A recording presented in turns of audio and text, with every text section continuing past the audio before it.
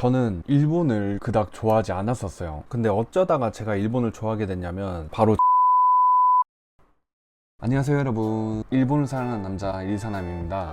이번 영상의 주제는 일본에 관심이 하나도 없었던 제가 어쩌다가 일본을 좋아하게 됐는지에 대해서 말씀드리려고 하는데요. 저는 일본을 그닥 좋아하지 않았었어요. 일본 애니도 좋아하지도 않고, 그렇다고 일본 노래도 안 좋아했었고, 지브리 같은 영화 보면서 일본의 그런 감성적인 부분만 살짝 좋아했지, 지금처럼 일본어를 공부하고 좋아하고 이만큼의 애정이 안 생겼다는 겁니다. 저는 솔직히 말해서 제가 일본어 공부를 할 거라고는 생각해 본 적이 단 한 번도 없습니다. 그리고 일본인 여자친구를 만날 거라는 것도 생각해 본 적이 한 번도 없어요. 지금부터 자세히 들려드릴게요. 아참, 여러분, 그 전에 좋아요랑 구독 한 번씩 꼭 좀 부탁드리겠습니다. 덕분에 현재 구독자 400명이 넘었거든요. 앞으로도 영상 열심히 만들어 보도록 하겠습니다. 잘 부탁드리겠습니다. 일단 제 소개를 간단하게 말씀드리자면, 저는 현재 25살이고 일본인 여자친구를 250일째 만나고 있습니다. 그러면서 일본어 공부도 시작을 했고, 일본어 공부를 시작한 지는 한 5개월 정도 됐었던 것 같아요. 저는 현재 도조칼국수라는 식당에서 서빙을 하고 있는데요. 아무래도 명동이랑 가깝고 또 근처에 호텔들도 많다 보니까 일본인 손님들이 정말 많이 오세요. 그러다 보니까 자연스럽게 일본 분들이랑 소통도 하고 대화도 하고 그러거든요. 그러면서 정말 많은 걸 느꼈어요. 어쩌다가 제가 일본을 좋아하게 됐냐면 바로 정서예요. 이 이야기는 여자친구를 만나기 전부터 시작이 되는데, 저희 식당이 친절하기로 유명한 식당이에요. 뭐 아시는 분들은 아실 수도 있는데, 막상 생각해보니까 우리나라에서만 최저가가 돼 있는 거야. 기본적으로 멘트가 있겠죠. 식사는 맛있게 하셨어요? 와주셔서 감사합니다, 이런 게 있는데, 이런 멘트들이 한국어로만 최적화가 돼 있는 거야. 영어라든지 어떤 일본어 이런 외국어로는 이런 멘트가 하나도 안 돼 있고, 그냥 Thank you, 아리가또 고자이마스 이런 느낌으로만 돼 있는 거예요. 그러다 보니까 문득 이런 생각이 들었었어요. 그러고 보니까 우리가 한국어로만 접객이 발달이 돼 있네. 일본인 손님들도 매장에 많이 오시는데 최소한 기본적인 멘트들만이라도 준비를 하는 게 어떨까 싶어서 처음으로 일본어 코멘트를 시작을 하게 됐습니다. 그때는 일본어를 아예 읽을 줄도 몰랐던 때라서 일본어를 한국어로 써서 멘트를 외웠었어요. 처음으로 외웠었던 게 실례하겠습니다, 시츠레이시마스, 두 번째로 맛있게 드십시오, 도우조 오메샤가리 쿠다사이, 이렇게 두 개만 처음으로 시작을 했었습니다. 근데 반응이 너무 좋은 거예요. 여러분들도 아시다시피 일본 분들이 리액션이 엄청 좋잖아요. 그러다 보니까 반응이 막 오는 거야. 아리가또 고자이마스, 니혼고 조즈, 이렇게 막 반응들이 오니까 제가 다 기분이 좋은 거예요. 어설픈데도 불구하고 이렇게 좋게 봐주시고 반응을 해주시니까 그때부터 더 멘트를 공부하기 시작했어요. 키오시케테 오카리 구다사이, 타노시 료콘이 나리마스요니, 딱 여기까지 외웠을 때 제가 여자친구를 만나게 됩니다. 여자친구를 만난 스토리는 이전 영상에 있으니까 아직 못 보신 분들은 보고 오시면 더 이야기가 재밌을 거예요.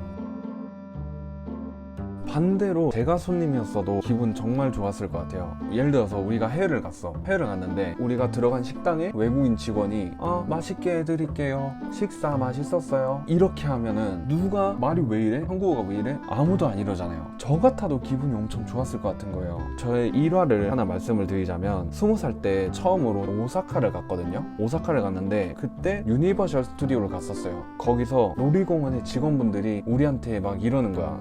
즐거운 시간 되세요, 이러는 거예요. 그때 정말 깜짝 놀랐거든요. 저는 그게 아직까지도 머릿속에서 안 잊혀져요. 더군다나 현지인이 한국어로 이렇게 말을 해주니까 너무 기특하고 이쁘기만 한 거야. 뭐 서투르면 어때? 그 마음이 너무 이쁘고 기특한데, 반대로 생각해보니까 손님도 마찬가지였던 거예요. 그래서 그때부터 조금씩 호감이 생기기 시작했어요. 게다가 일본인 여자친구도 생겼다 보니까 이제는 일본이 남남이 아니게 된 거야. 일본은 다른 나라, 이게 없어진 거예요. 뭔가 일본이랑 나랑 이제 하나가 됐다고 이렇게 느껴지니까 더 일본에 관심이 가더라고요. 그러니까 이제는 일본에 가면 크게 이질감이 안 들어요. 아직까지는 제가 3번 정도밖에 가진 않았지만, 최근에 제가 여자친구가 도쿄에 살아서 도쿄에 갔는데 딱 가고 느낀 게 정말로 그냥 이웃 동네, 조금 먼 이웃 동네 온 그런 느낌? 그런 느낌이 들었어요.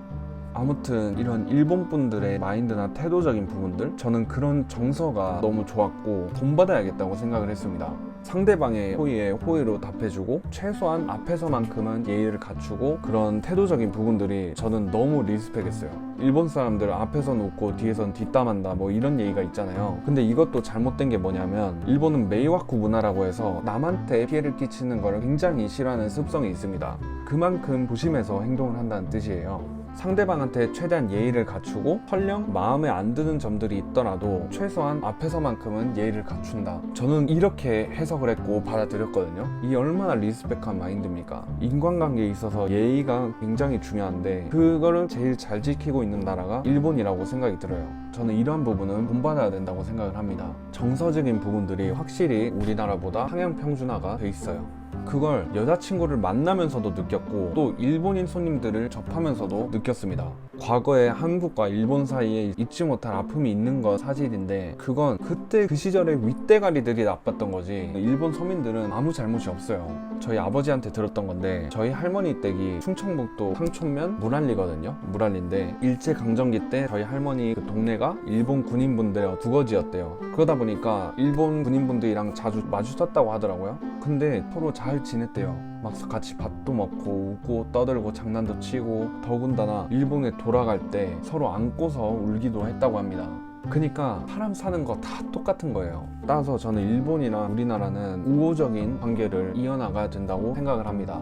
일본도 우리나라한테 배울 점들이 있을 거고 우리도 마찬가지로 일본한테서 배울 점이 있다고 생각을 해요. 저는 그 중에 하나가 바로 정서라고 생각합니다. 아직 우리나라는 일본만큼의 그런 열린 태도와 마음가짐을 지니지 못했다고 생각을 해요. 물론 태도가 나쁜 일본 분들도 많을 거고 또 반대로 우리나라에도 리스펙한 분들이 많겠지만, 전체적으로 봤을 때 확실히 저희보다는 우위에 있어요.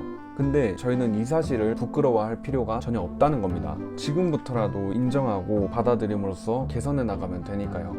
아무튼 일본에 관심이 없었던 제가 일본을 좋아하게 된 이야기를 영상으로 만들어 봤는데요. 어떠셨나요, 여러분? 지극히 개인적인 생각이니까 가볍게 봐주셨으면 감사하겠습니다. 영상이 괜찮았다면 구독과 좋아요 한 번씩만 부탁드리겠습니다. 영상 봐주셔서 감사합니다. 그럼 다음에 만나요. 안녕.